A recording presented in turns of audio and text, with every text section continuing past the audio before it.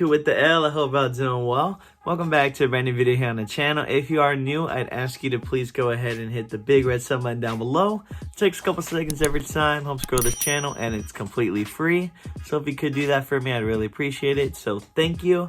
But today, I want to go ahead and specifically talk about Funko Pops, because this is a very big hobby for me that I love, and a lot of other people do too. And I think that there are many questions when it comes to, hey, how do you get into investing into Funkos? How would you resell? And what is it like to be a Funko collector? So I want to go ahead and give you guys 5 tips to really help you guys out when it comes to getting into the Funko collection. So let's go ahead and start with tip number 1.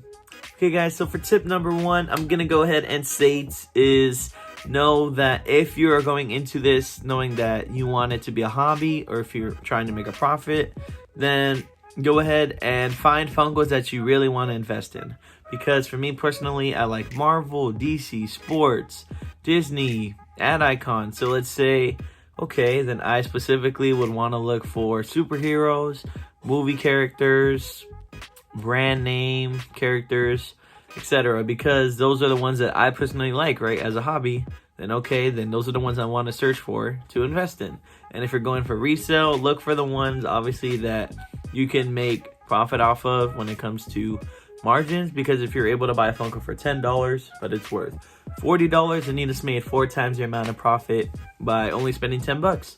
And also for this first tip, I think that you should know that this is a low risk, high reward kind of hobby, because and compared to sneakers and compared to other big hobbies that people like, it is very inexpensive to get into. And I have a collection that's worth over $2,000, and I haven't even spent a third of that money on it. So knowing that you're able to make a lot of money without having to spend a lot, knowing that you can come into it knowing that there are many things, literally everything that you could think of when it comes to Funkos that have been made, and there is a lot of fun and a lot of money to be made. So what is a reason that is stopping you from coming into it? Okay, and the second big tip for you right here, number 2, it's gonna be to know the difference between a shared exclusive sticker and a con exclusive sticker, because they have many conventions throughout the year that they sell Funkos at. Emerald City, Comic Con, I think Toy Con. There's a whole bunch of different ones that happen in spring, fall, summer, and winter, if I'm not mistaken. Yeah, all 4 seasons they have conventions that they specifically drop Funkos in. So if you're able to get a convention exclusive sticker, 9 times out of 10 it's going to be worth more than the shared.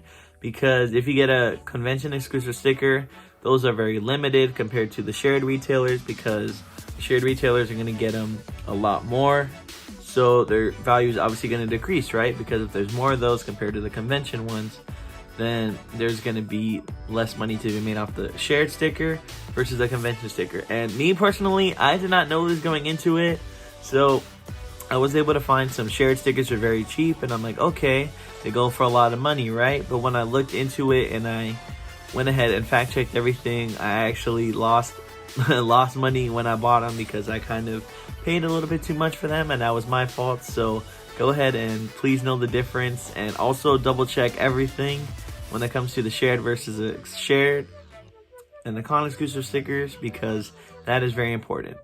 Okay, and for the middle of the pack, tip number 3, I'm gonna go ahead and tell you to do not sell yourself short and look at all of your options. When it comes to purchasing, I would tell you to compare prices with all retailers, because there is Target, Walmart, GameStop, Best Buy, 7-Eleven even has some sometimes. So I think that comparing prices of the Funkos online and in retailers is very important, because obviously if you can find a Funko for $12 here, and if you can find it for Amazon with free shipping for $8, why would you spend the $4 extra, right?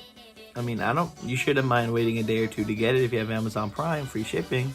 So I think that is very important. When it comes to reselling, check a lot of reselling apps, compare those prices also, because there's Mercari, Offrub, Whatnot, eBay, and you could also check it on Pop Price Guide if you're trying to get a good estimate. It's not always going to be accurate, but that is personally the best place to go to try to find a price. And I think that comparing prices when it comes to buying and reselling is going to help you grow and make money, because like I said, if you're trying to go ahead and make a profit, then definitely comparing prices is going to help you make more money. And when it comes to growing your collection, you don't want to overpay for a pop you could have gotten for cheaper, right? So comparing prices is very important for tip number 3. Okay, and for tip number 4, and this is good for both collectors and for investors that are trying to resell, it is going to be to get pop protectors, because more often than not, if you do sell a Funko with a pop protector, and if it's a good one that is going to keep it protected, and more often than not, you're able to make a couple dollars more than you would have made without the pop protector, because a lot of people don't realize that you can get pop protectors for a cheap price on Amazon and online with other retailers. And I think that if you were to put it on there, 9 times out of 10 they're not going to know, oh, okay, yeah, I'm going to buy a pop protector to protect the pop, right? And it also is good for collecting, because obviously if you want to keep them in good condition on the shelf, you should have pop protectors. There are many different options when it comes to them. You can get some very cheap ones, or you can get some very good that are going to keep it safe and no scratches, no dings, etc. if it were to take a fall. So it is up to you on how much you're willing to spend on those. Like I said, keep track of everything when it comes to that, because keeping your pops protected is going to help you make money, and it will help them from getting scratches and dings in the future. Okay, and for the 5th and final tip for you today, it is going to be to keep track of everything.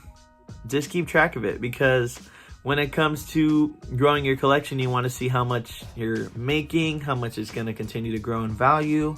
And over time, yeah, for me, it has grown substantially, more than I could have ever realized going into it. When I'm thinking, okay, I'm going to buy a couple pops. Okay, cool. Yeah, maybe have them by my bed or something, or somewhere in my room. Because I did not have those shelves built before. I had to pay for those to get built, just like put my Funkos there, because I have a lot. I have about 120, 130, if I'm not mistaken, coming in and out, selling and buying. So I have a lot. And keeping track of the collection is important, because the prices can always go up and down, fluctuate and increase and decrease. So it is good to keep track of everything and to know the prices, because knowing how much your collection is worth is very important. But like, hey, I got a $2,000 collection, boy. You can go ahead and flex that if it's a flex or not. I don't know, weird flex, but okay.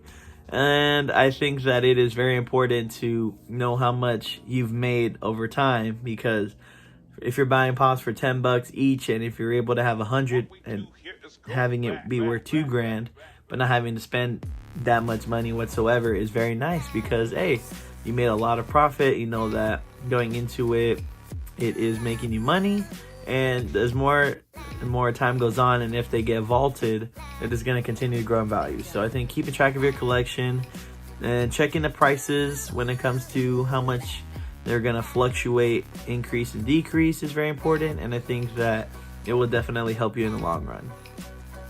Okay guys, so just to recap, tip number 1 is to know what kind of Funkos you want to invest in to purchase or to resell. Number 2 was to know the difference between the convention and the shared exclusive prices, because they can vary, but more often than not, the convention are going to be worth more. Number 3 was to compare prices when it comes to selling and purchasing, because you don't want to overpay for a Funko Pop, and you don't want to not get the most bang for your buck when it comes to selling it. Number 4 was to invest in pop protectors, because they can keep them safe for a collection, and it can also help you get a couple bucks extra, and it's not very expensive to get those to make the extra money when you're selling Funkos. And the 5th and final tip was to keep track of everything, because you want to see how much your collection is going to continue to grow. You also want to see how much profit you're making. So keeping track of everything is very important when it comes to that. And if there are any other tips that I left out that would be better and you want to let us know, go ahead and please leave it down below in the comment section. I'm also going to ask you to go ahead and please hit that like button if you enjoyed today's video. And I will catch you guys in the next video, okay? Peace out.